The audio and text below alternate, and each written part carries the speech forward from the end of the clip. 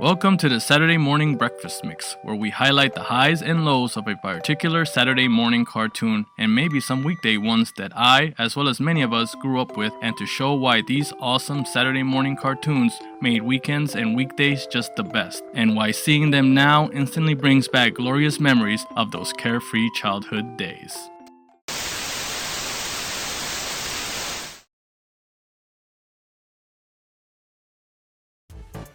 Metro City.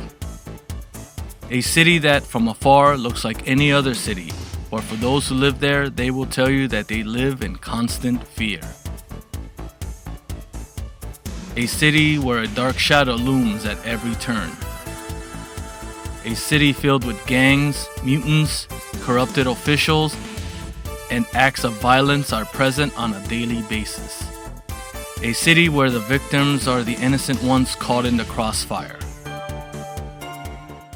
Within these dark times, there are those who fight to protect the city they call home. Two brothers, twin brothers, who share a mark that is prophesied to defeat the darkness and bring the end to its ruler. To fulfill a prophecy, they fight for the power of might and the power of right. This is their story.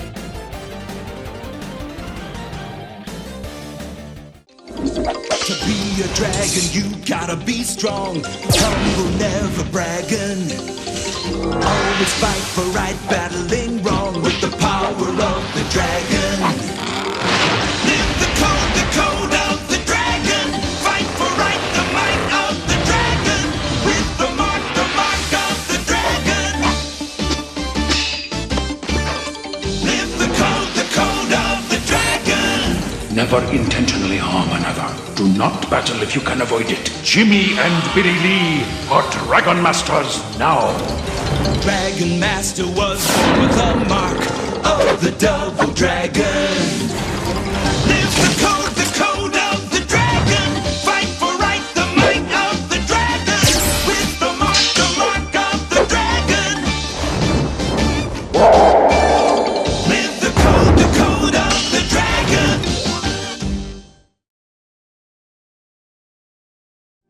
Double Dragon is an American animated series based on a video game series of the same name that was developed by Technos Japan and distributed in North America and Europe by various publishers. The cartoon was produced by Deke Animation in association with Bobette Entertainment and Trade West Inc., the company that had the license for the North American distribution at the time, and ran for 2 seasons, containing 26 half-hour episodes, and premiered on September 12, 1993 till December 4th of 1994.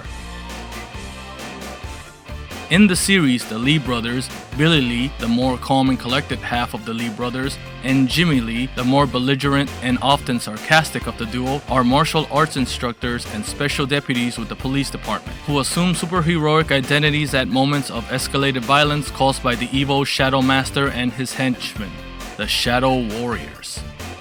Powered by the Black Flame, the Shadow Master seeks nothing but absolute power and will do anything and everything in order to rule over the inhabitants of Metro City and conquer the world.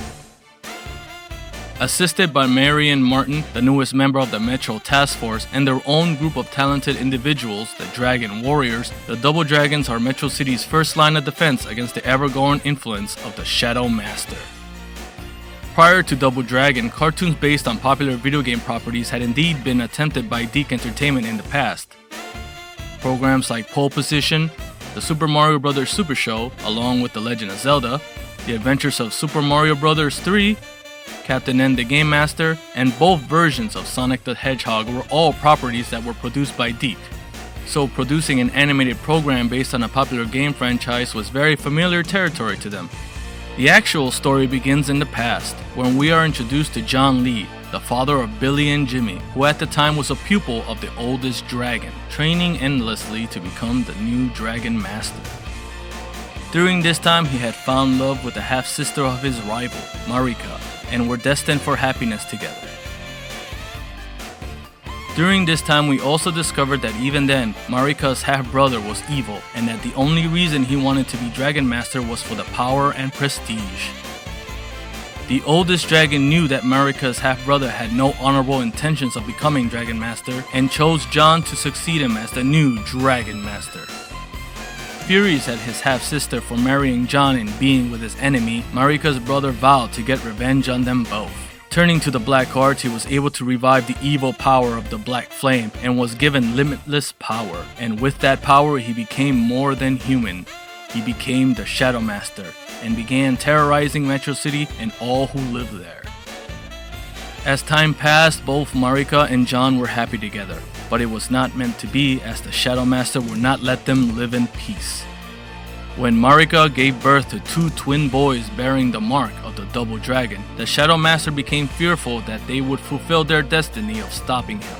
Therefore, he attacked the hospital holding the boys and tried to kidnap both, but was only able to capture Jimmy and Marika as John escaped with Billy running through the streets of Metro City, trying to escape the pursuing Shadow Warriors. Banishing Mariko to the abyss in order to save her child, and John Lee being on the run with the other child while the Shadow Warriors were on his tail, the Shadow Master thought he had finally won. But it is during this time that John flees safely into the Dragon Dojo and delivers the baby to the oldest dragon. Promising protection to the child, the oldest dragon becomes the guardian of Billy as John runs off to look for his other son and reunite them once more. You shall be a great dragon, Billy Lee. You shall live by the code of the dragon. You shall be a champion of the good, a protector of the weak and innocent. You shall become a Dragon Master. Time passes and the Shadow Master has stepped down, but his influence still looms over Metro City as his second-in-command, the Shadow Boss, runs the day-to-day operations. During this time, the oldest dragon raises Billy to be the next Dragon Master and teaches him to have a full appreciation of the Code of the Dragon. It is when a coordinated attack on an armored transport car by the Shadow Warriors Abobo and Machine Gun Willie that we learn about the new Shadow Boss and how he is different than their previous leader. Hearing about the attack on the park by Abobo and Machine Gun Willie from Michael, a student at the Dragon Dojo, the oldest dragon bestows upon Billy the rank of Dragon Master and sends him off to his most difficult mission, to stop the Shadow Warriors from wreaking havoc on the city. Through the power of the Double Dragon and the Dragon Sword, Billy completes his mission single-handedly and rescues Officer Marion Martin, a member of the Metro Task Force who was outnumbered and surrounded by the Shadow Warriors. Returning to the Dragon Dojo, Billy is told by Michael that the oldest dragon had passed away while he was gone. Hopelessly lost at this point, Billy accepts Marion's offer to join forces with her and deputizes him as a special police officer in order to finally make a difference in Metro City and get rid of the crime that consumes it. Robbing the US Mint, the Shadow Warriors once again are stopped by the united force of Billy and Marion, but Abobo and Willie are able to escape only to this time reveal to the Shadow Boss the main reason they failed their mission, the new Dragon Master. The Shadow Boss, knowing that the new Dragon Warrior exists, devises yet another plan. Back at the Dragon Dojo, Billy, Michael, and Marion are discussing the events of the day when all of a sudden his estranged brother Jimmy arrives at the dojo seeking asylum from the Shadow Warriors. This all comes as quite a shock to Billy, who never knew that he had a twin brother. Now knowing that truth, Billy takes Jimmy in. It is also revealed that they can both suffer from others' injuries, as during the assault on the dojo, a piece of exploding wood struck Billy in the arm, bruising his bicep, with Jimmy having a similar bruise as well. Entering a martial arts tournament to better promote their dojo, Marion and Jimmy are captured by Willie and Abobo, leading to Billy calling upon the mark of the Double Dragon to lead him to his brother, eventually leading him to the Shadow Dojo. Finding his way inside, but not before being attacked by the shadow of the Shadow Boss, Billy easily disposes of both Abobo and Willie, but is then confronted by the Shadow Boss. During the ensuing battle, it is revealed that Jimmy was the Shadow Boss all along. Their fight ends in a draw when they realize that Billy cannot destroy Jimmy because of the Code of the Dragon, and Jimmy cannot kill Billy because it would mean his own death. With Billy destroying the Shadow Dojo, Jimmy vows to destroy his brother, but not without help from his teacher, the Shadow Master. Disappointed in Jimmy and how he has been running the Shadow Warriors, the Shadow Master rids himself of Abobo and Willie and gives Jimmy another chance, but not before giving him a new group of Shadow Warriors to lead. As a battle rages in the Dragon Dojo led by Jimmy, Billy is captured, and the Dragon Dojo is demolished with the Dragon Sword buried under the rubble as a result of Jimmy not being worthy to wield it. Delivering Billy to the hands of the Shadow Master, Jimmy is then quickly betrayed by his master for the fact that he failed to bring him the Dragon Sword. Saving his brother from what could have been his demise, Billy convinces Jimmy to join forces with the help of the Mark of the Double Dragon. Summoning the spirit of the oldest dragon upon finding the Dragon Sword amongst the remains of the Dragon Dojo, the Lee brothers are able to unlock the true power of the Double Dragon. With these new powers, the brothers are able to defeat the Shadow Master and his villainous schemes, for now, for the battle of good versus evil is never over. Although that would be the initial story for the first 2 episodes, many other stories, supporting characters, new abilities, and new adversaries would introduce themselves throughout the show's total 26 episode run. The plot of the pilot episode is loosely adapted from the home console version of the first Double Dragon game for the Nintendo Entertainment System, with the episode's villains consisting of mysterious Shadow Boss, Jimmy's initial alter ego, and his henchmen Abobo and Willie, who were based on the enemy characters from the game. This was a result of the technical limitations on the Nintendo Entertainment version of the game, which omitted the 2-player cooperative mode that was popular in the original arcade game. As a result, this limitation gave the development team the idea for a twist ending to the game by revealing Jimmy as the final boss and the true leader of the Black Warriors. So when you think about it, the series was kinda very faithful to the game, just not the original arcade version. Oh, did you know? The first Double Dragon game is actually a spiritual and technological successor to Tecno's earlier beat-em-up Neketsu Koha Kunio-kun, released outside of Japan by Taito as Renegade, and its later installments under the River City Ransom moniker. Double Dragon introduced several additions such as 2-player cooperative gameplay and the ability to arm oneself with an enemy's weapon after disarming them. The idea behind the game comes from the series creator Yoshihisa Kishimoto and his experiences growing up where he would involve himself in fights at school, the popular gang culture that was happening in Japan at the time, and his love for films like Mad Max and martial arts legend Bruce Lee. These influences would shape the style and story that would end up creating one of the most beloved franchises in the world of gaming. There is also a connection between Double Dragon series and the WWE. As the Hulkamania era of professional wrestling was catapulting the WWE as a global phenomenon, Tecno's Japan, the developers behind the Double Dragon games, was one of the first companies to be given the chance to develop a WWF arcade game. In the arcade game WWF Superstars, if the wrestlers leave the ring on the right and left hand side of the screen, you can see Billy Lee from Double Dragon cheering in the audience. The success of WWF Superstars would eventually lead Tecnos to create a sequel that would become one of the most memorable wrestling games in the history of pro wrestling arcade games, WWF WrestleFest. Marvel Comics also dipped their hands into the Double Dragon series. The Double Dragon comic was published by Marvel Comics in 1991. It was partly written by Dwayne McDuffie, who would later go on to create Static Shock, as well as produce the Justice League Unlimited and Ben 10 animated shows.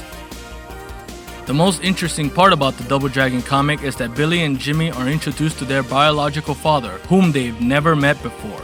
In the comic, it is revealed that Billy and Jimmy Lee's father is named Stan, and also happens to resemble a certain cameo-loving comic writer, don't you think? Excelsior! Finally, the Double Dragon characters in the cartoons do display a particular look that has been visible in the video games as well. Similar to the Contra and Metal Gear series using copied images of famous action movie stars, a couple of the Double Dragon games use artwork and character designs that were very similar to the manga anime series Hokuto no Ken, known to many as Fist of the North Star. The Japanese box art for several Double Dragon games used the designs that were almost identical to Kenshiro, the protagonist of Fist of the North Star, and his most famous opponent, Rao. Which kinda makes sense since, like I mentioned earlier, the Mad Max film was very influential at the time, resulting in many post-apocalyptic movies, games, and anime. And by looking at the character designs for the cartoon, it seems that Deke was also influenced by this. In addition to the video game Double Dragon 5 The Shadow Falls, which was the only game in the series that would be based entirely on the cartoon show, Taiko Toys would also produce a set of action figures to accompany the show. The figures included Billy and Jimmy Lee, Blaster, Vortex, Shadow Master, Sickle, and Trigger Happy, with 3 vehicles, the Dragon Cycle, Dragon Cruiser, and the Shadow Raven to complete the line. A second wave of figures was planned for the powered-up forms of the Lee brothers and the Shadow Master, but were never released. A film based on the Double Dragon game series was released on November 4th of 1994 and would stray away significantly from the games on which it was based. The film takes place in 2007 and follows the brother duo as they search for both shards of the mysterious Double Dragon, a medallion which is said to grant the ultimate power. This is widely considered to be one of the worst films in history and, according to RottenTomatoes.com, one of the lowest rated video game movie adaptations of all time. While it is true that this cartoon probably isn't going to be for everyone, with fans of the game series calling it the worst cartoon ever, I actually don't hate this show. Although yes, it does take plenty of liberties which may or may not be agreeable to some. You gotta remember that a lot of adaptations of works have to do certain things in order to appeal to a wider audience. It's that fine line of being different and acknowledging the source material at the same time that in the end allows it to stand on its own. One example being Marion, a character that in the games goes from a distressed damsel to a police officer in the TV series, is a decision that actually makes the character more rounded and allows her character more involvement with the protagonist rather than just sit on the sidelines and do nothing. Sure, her involvement does lesser as the second season begins, but for a good portion of the show, her presence is important to that particular world the cartoon has created for itself.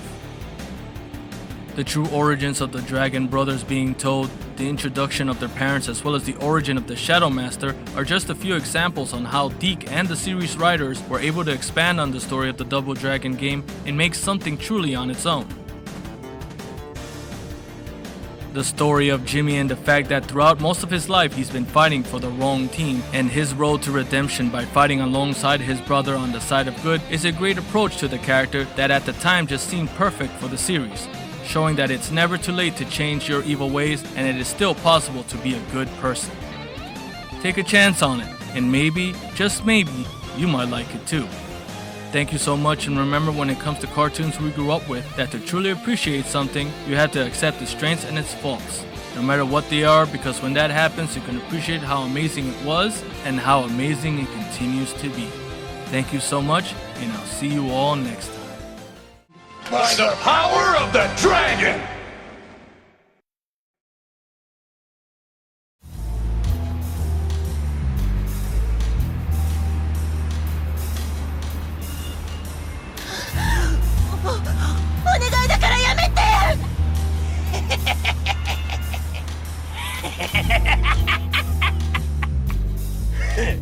ちょっと幻殺剣の味を試させてもらうぜ。幻殺剣。